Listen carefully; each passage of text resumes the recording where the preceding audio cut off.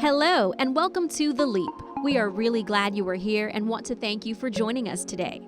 This is your podcast to guide you on how you too can make the leap from working for someone else to being in business for yourself full time. Before we dive in, remember you can find the audio podcast version of this episode and others on Apple Music, Spotify, and SoundCloud. Now let's begin. Here's your host and fellow leaper, Tim May. Hello and welcome to The Leap. It's your host, Tim May. So happy that you're here with us today. I've got a special guest and good friend in the building today, Mrs. Stephen Weir. How you doing, Stephen? Doing great, Tim. How you doing?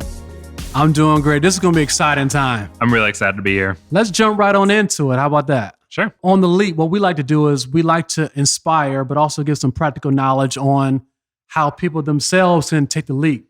Meaning go from working for someone else full time to working for themselves full time.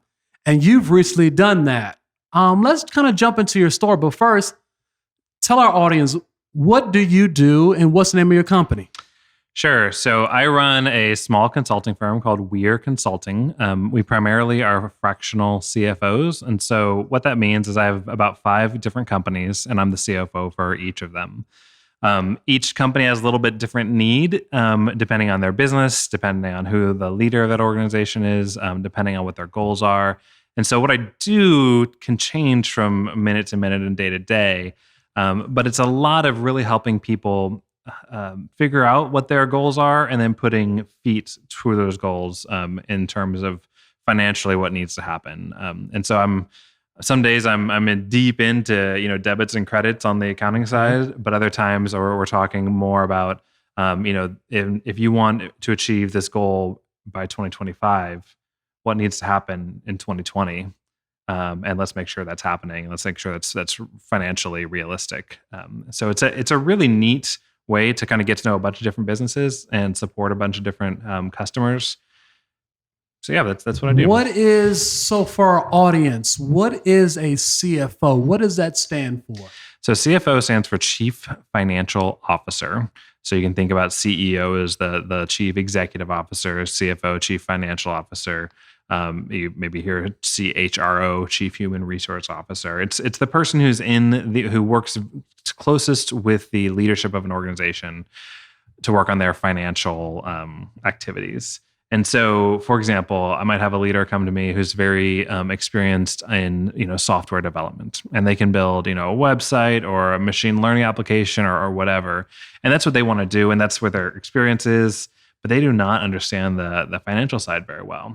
They know they don't have the experience that you need, and so I'll come in and help them manage their financial situation so they can go back and do the thing that they actually really like to do. Right. We tend to focus on smaller businesses. Once you get about to $25 or $30 million in revenue or above that, you tend to hire a full-time CFO, and so you don't necessarily need somebody like me coming in part-time. But once you below 20, and I'd say above even $500,000 sometimes, depending on how complex the organization is, you can really use somebody to come in and help support your financial processes and then also your financial strategy. So give me maybe an example of something specific that you would help, kind of that smaller size. So that million, maybe $500,000 up to maybe about 8 million. Mm-hmm. What is one of the, obviously they may have goals, so it would depend on what they want. But what's something of value, like practical, that you would add value to? Because if they don't have one, it's like, well, what would make someone need to have a fractional CFO? What value would you give for someone like that? What would be the benefit?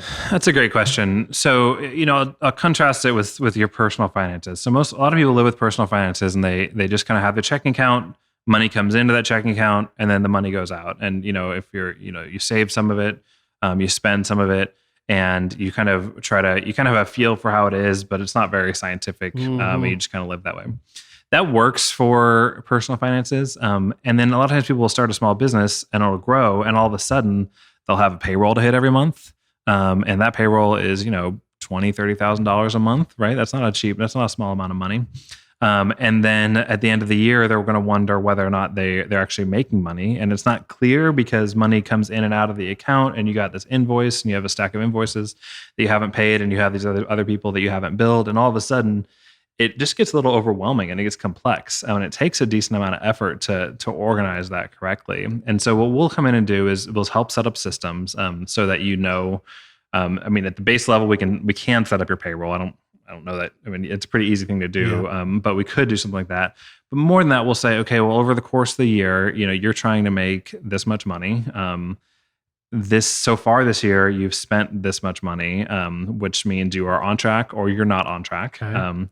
And here's kind of the easiest way to read your financial performance so far. And then here's what you need to do over the rest of the year in order to hit those financial goals. So we're pretty far away from, some people hear financial stuff and they think I'm going to tell them about stock markets and mutual funds. I'm not going to tell them about that. Other times people think I'm going to tell them about a brand new way to make money. And I'm not going to tell them about that either. Like their business is their business. Mm-hmm. What I'm going to tell you about is in your current business, like how are things going? And how are you going to get to the goals you need to get to? And then we'll also we'll just help manage the complexity. And so the leader, instead of having a balance sheet in front of them that doesn't make any sense or not understanding what's happening, we'll give the leader, and we customize it pretty deeply for the given leader. We'll give them information that makes sense to them in their context and helps that leader make decisions. Sometimes people will call that management accounting. So it's accounting for managers so they can make decisions, and distinguish that from, say, tax accounting, which tax accounting is just about whatever your tax bill needs to be at the end of the year. Okay. This is the reason why I love what you're talking about and what you do. Because when you are an entrepreneur, you're a business owner, it's crucial. Like it's absolutely crucial for you to have specialists. What I found when I was an employee, I didn't have to be as much of a specialist. But like when you own a business, it's so vital to have specialists because you can't be a jack of all trades and be successful. That's right. And what I'm hearing from you is having a fractional CFO allows you to have a specialist that knows their stuff, that can help manage and help with that process of that specific function so that you can be the key agent to a lot of the money-making aspects of the business. Would I be right by saying that? That's absolutely right. Yeah, I mean the way that money flows in and flows out needs to be watched. But man, do business owners have time to watch all that stuff? Like no. And you'd think this wouldn't be possible, but I can't tell you how many folks will ask me how much money do I have in the bank, right? And I'm like, well, we have this much in the bank right now, but then you owe this much, which you need to pay the next 15 days. But then you have this much that's going to come in the next 30 days. And that's just people just didn't know how to answer those questions. I'll actually, harken back to one of my earlier experiences, actually where I first got to know you, Tim, when I was the leader of a nonprofit in the East End of Richmond. And I got in there and I remember asking, how much money do we have in our bank account? And through no fault of their own, but I just didn't even know what question to ask, and they didn't know. And so it was just a very confusing financial situation. And it took us 6 to 8 months to really clarify what that is. And now the at least financial mechanics of it all work pretty well. And I bet you that's not uncommon. I mean, a lot of people just want to be able to pay those bills early on and meet payroll and be able to handle expenses. And there's a lot that goes into it. And a lot of businesses actually go out of business, not because they don't have money and business coming in. It's because of the management of the money that is coming in. That's absolutely right. It's just, I love it. I love what you do. And it'll be a lot of value to people who are kind of in that space. But let's jump into your story a little bit. Where are you from? And maybe talk about, where you went to school, if you went to school, and kind of what you studied and stuff like that. Sure. So we were growing up, we were in the military. And so we bounced around a good bit, landed in Texas, and I got a math degree from Texas A&M. Seems like ages ago, but it was 2004. Yeah. And I actually at that point wanted to do, I actually ended up getting a degree in higher education administration actually. And I wanted to kind of work at universities. Ended up deciding against that, got a job here in Richmond, a corporate job, financial analyst. Mm-hmm. And I spent 8.5 years just really with my head down in spreadsheets and numbers, trying to make sense of the financial world for that particular company. Left that and ran a nonprofit in the East End of Richmond for 4.5 years after that. That's where I really kind of had to be the backstop. And I sort of, I feel like I learned how exciting it is to be accountable and responsible for everything, but then also be able to make decisions and to kind of cast some vision and see where things are going to go. And so I was there for 4.5 years, and then left that last summer. Though because of the way nonprofits work, it's really good if you can give a really long lead time. And so I had like 6 months where I was still working there, but also had a chance to evaluate where I was going to go next. And honestly, I never thought I'd be an entrepreneur. I never thought I'd go out on my own. Talk about this. I want to hear about this because a lot of people probably feel the same way. Talk about this. Yeah, I mean, I remember thinking like, okay, where am I going to work next? What company is going to hire me? What does that mean for our family geographically? Can I still live in Richmond? Can I, find something in a job description that's going to be really great and something I really enjoy? And I sort of sat with that and looked around. And then I had a friend who just kind of explained to me actually one pretty simple concept in some marketing analysis. And I was like, I could do that. And not only could I do that, I could do that on my own. And I think I could make it work. And so it was a long 6 months of like, can I really do that? Will anybody actually hire me? I will say some of the best things I did was I sat down with 12 different people who I knew and respected and asked them I had a list of what they called empathetic questions. And these questions were designed they were business owners that I was talking to, and they were designed to get to their core problem in their business. The hypothesis being that people would be willing to pay me to solve the core problem of their business, but they probably weren't going to pay me to solve some like auxiliary problem that they didn't actually care about. And so when I sat down and talked to them, I actually had a different idea than CFO. My idea was marketing analysis. And I sat down and said, is marketing analysis a big problem? And, they'd say like, yeah, it's a problem. We got to solve it. And then at the end, I'd say, well, how much are you willing to pay for it? And they'd say, probably nothing. I can't pay for that. And then I said, well, what can you pay for? What would you pay for? And two of them actually said, we actually need somebody to be help with our finances. And one actually named the term fractional CFO. I didn't know what a fractional CFO was. I love this. I knew how to do math and I knew how to do financial stuff. And so I went home, looked up what fractional CFO was, realized that I probably could do it and was actually pretty suited for it. And ended up signing up. Actually, both one of those is no longer my client, but I did work with her, and then the other one is still my client today. And then I've signed up a bunch of other clients as well. So if you are listening to this right now, Stephen literally said he didn't even know what the title of what he actually does for himself right now a year and a half ago. That's true. But he found out by asking questions. I say it all the time, Steve. The power is in the questions. Mm-hmm. Ask a bunch of questions. You said you asked empathetic questions. Like these are deep down, real questions. Not, it's not, my pinky's hurt. No, my heart hurts. Like you're asking real questions because the real questions are the ones that people will, when you answer problems, when you solve real problems, like you said, that's where people will pay. Right. And these don't need to be a mystery. The empathetic questions I asked were, the main one I asked was, what is your biggest pain point today? And they'd say, do you mean from a financial or marketing perspective? And I say, no, I just mean from your business, in your business, what's your biggest pain point? And what kind of came out was like, I don't know if we're succeeding. I don't know if we're financially going to be okay this year. I'm wondering, for nonprofit leaders, it's a lot about, I'm wondering about my legacy. And I'm wondering if we're actually going to be able to say we accomplished the mission. And for small business owners, I wonder if we're going to miss payroll, or I wonder if I'm going to be able to, accomplish the goals I want to accomplish with my family. And so all these, when I asked this question, which is what's your biggest pain point, like all this information just came pouring out. And honestly, it was half a therapy session for them, but also I got a lot of great information. And so when I asked that question, and then I'd ask a couple other follow-up questions that were something along the lines of, how much money would you pay to solve that problem? Or 18 months from now, if I came in and was able to work on this, what would the solution look like? all of a sudden they were just having these conversations that were just turned into dreams. In fact, I had to slow some folks down and I said, I'm not actually offering to work for you yet. I can't do that. But I do want to talk through what success could look like and what your business could look like in a while.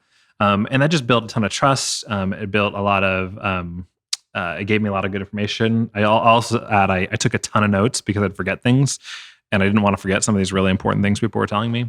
So I'd take a ton of notes. And that's really where it came from. And since then, even when I bring on a new client, I do a pretty in-depth, like, what exactly are you trying to do? What's the core here? What's the challenge? And in 5 years, what do you want to be true?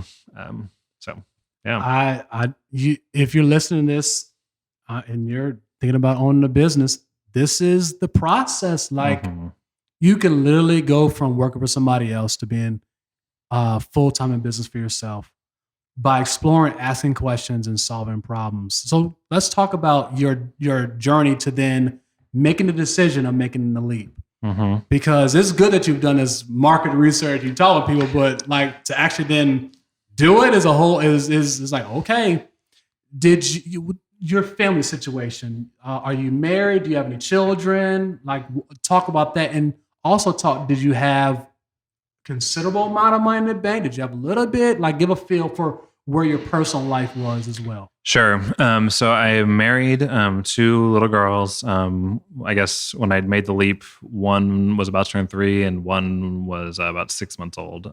Today, one is just turned 4 and one's about to turn 2. Yeah, I mean, financially, I had sort of enough to float us for a few months, but I certainly wasn't drawing from any sort of huge, cash reserve or being independently wealthy or anything. And I also,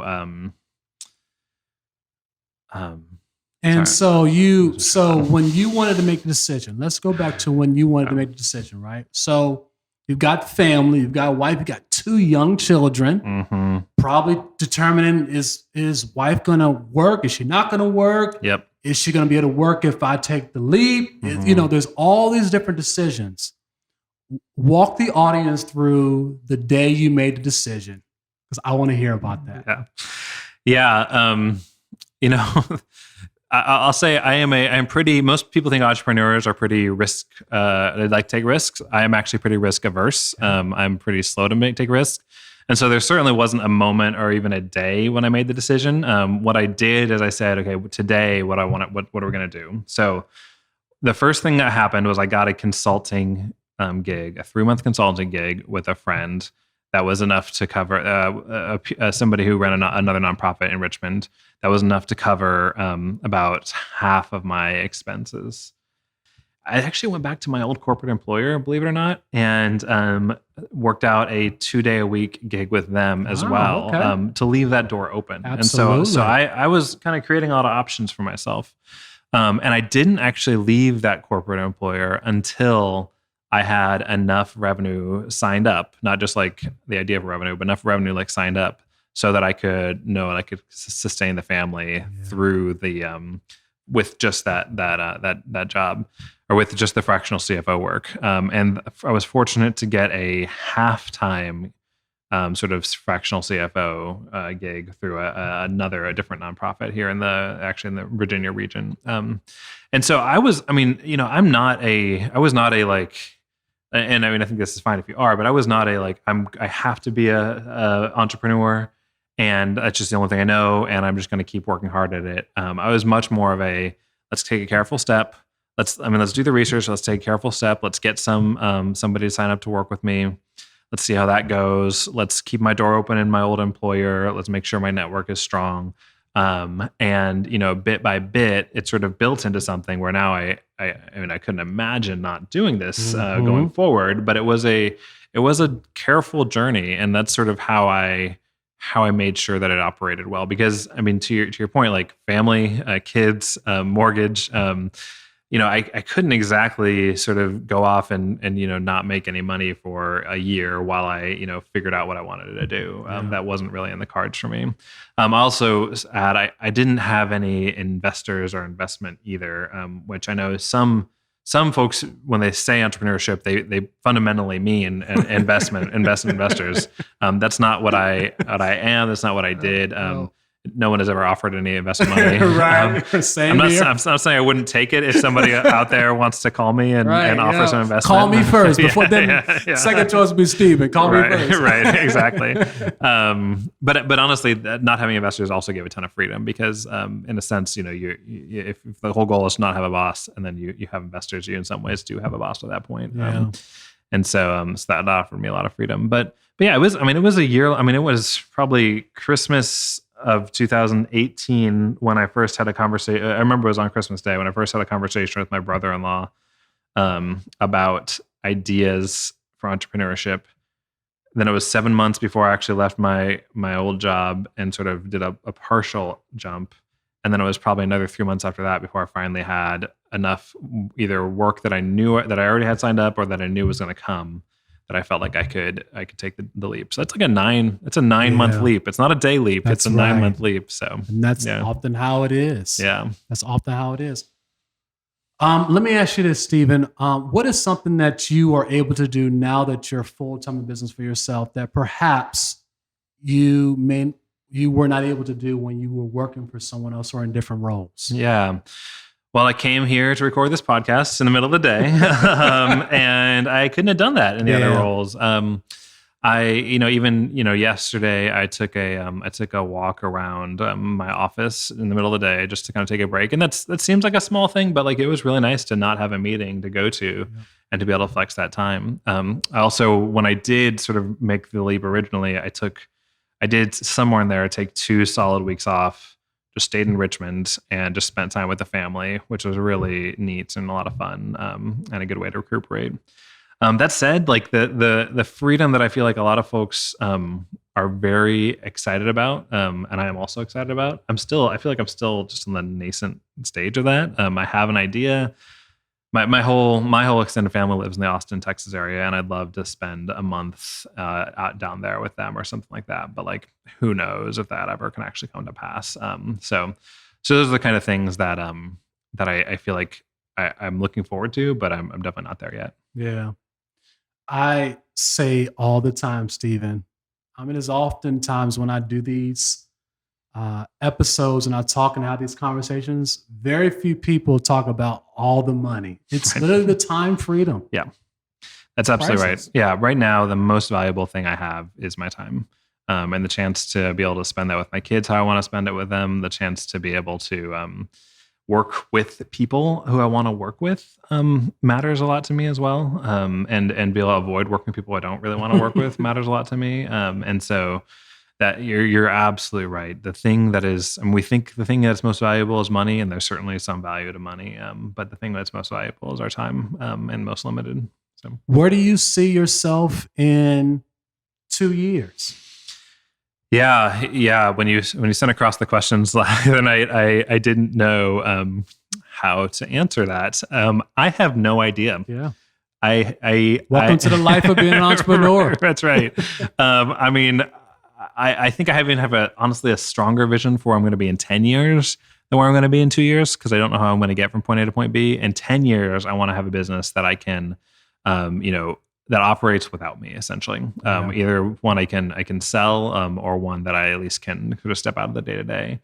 In 2 years, I expect to be in the thick of it. I expect to be sort of hiring employees, and building really strong processes, and hopefully making our technology function really well, and sort of building an organization out as we kind of try to, in some ways, scale this thing. But to be honest, like even this last 6 months, I've tested out a couple other business ideas. Like I'm open, and I don't need to necessarily do what I'm doing right now. I'm just sort of a little bit wandering in the dark, looking for what ideas there are that are really going to stick. That makes sense? The beauty is when you own your own business, you get to choose what you do. It's so beautiful. I can't tell you how beautiful it is. And maybe that's when you asked earlier your question. What do I get to do now? Is I get to explore different opportunities to run different kinds of businesses, and that's really fun and really neat. And then the other thing I'll say, things that I get to do now is I get to not work with folks who I don't want to work with, and that might sound kind of harsh, but in the corporate environment, I feel like a lot of times I was, and in fact, a lot of times I'd be sort of paid to deal with things that were suboptimal at best, and sometimes the people who were not great, but they were, they were in the organization, and there was, or we're partnering with them, and there was no way out. And similarly, even running a nonprofit, I felt like there was a lot of, there's a lot of suboptimal ways that nonprofit in general structures are set up. And then there's a lot of sort of, hopes and dreams that are carried by the nonprofit that I felt ill-equipped. I think any human is ill-equipped to try to fulfill.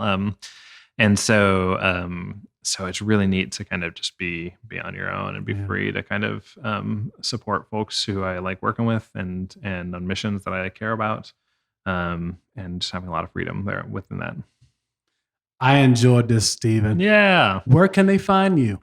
Yeah. So you can find me at weirconsulting.com, and it's my last name, Weir. That's like the word weird, but without the D, WEIR, consulting.com. And I'd love it if you just set up some time, and I'd be happy to chat. I actually have it's not on there, but I basically have a standing offer for anybody who just wants to talk about their organization's finances for an hour. I'll do it. If there's an opportunity for us to work together at the end, we can talk about that. If there's not, that's fine too. Particularly during the coronavirus pandemic, I've been able to have a lot of really interesting and good conversations with folks about their business finances. And, a lot of them didn't lead anywhere, but that was fine. I really enjoyed those conversations. Otherwise, you can just email me, Stephen@weirconsulting.com, and I'd be more than happy to talk to you there as well. You heard it first. I really enjoyed this. Thank you, Stephen. Yeah, thanks, Tim. This has been really good. I know you and I have already talked. We're going to talk about what we can do to work together. Sounds great. It's just going to be, I'm really excited. Yeah, me too. Want to have a business that's going to grow and go globally. You need specialists. Mm-hmm. You need specialists. And I hope there's a lot of people that are listening to this that feel the same way. So thank you for coming. And if I can actually just jump in one thing on the specialist side, I feel like I didn't understand until very recently, and I wish I had understood, especially when I was running the nonprofit. You don't have to hire employees for everything. You can hire people with a very narrow set of expertise that really impacts your organization as a contractor, and in so many ways. And I say this as I'm a contractor now for a lot of organizations. In so many ways, that's just so much better, right? You're not asking people to do things that they're not necessarily good at. You're not you're finding people with a ton of experience. You don't have the tremendously high salary or wages bill that you would have if you hired that person full time. And so there's this like universe of people out there who can just take care of your small things. And I've seen a couple leaders that I work with really utilize that so incredibly well. And it just feels more efficient than the hire an employee who's supposed to be an expert at everything when there's no way they can be. So I just want to wholeheartedly agree, both as a specialist myself who works with other organizations, and then someone who hires a bunch of different specialists to help Weir Consulting. Like, it's so much more efficient than hiring an employee. Wow. That's awesome. Well, this is Tim May and Stephen Weir. Thank you so much for listening in to the Leap Podcast, wherever you are, whether you just woke up and you're brushing your teeth and you're listening to this, whether you just got in bed and you want to listen to this as you're going to sleep, or maybe you're watching this with your son or daughter, hoping they might be entrepreneurs. Thank you for tuning in. We appreciate you, and we'll check you out next time. Thanks so much, Tim. If you enjoyed this episode, be sure to subscribe so you are notified when a new episode is posted. Rate and review this podcast and share it with your friends who you know would also love to take the leap. Thanks so much for listening, and I hope you are leaving with some great things that can help you on your pathway to full-time business ownership. Now go out there and put one foot in front of the other. Until next time.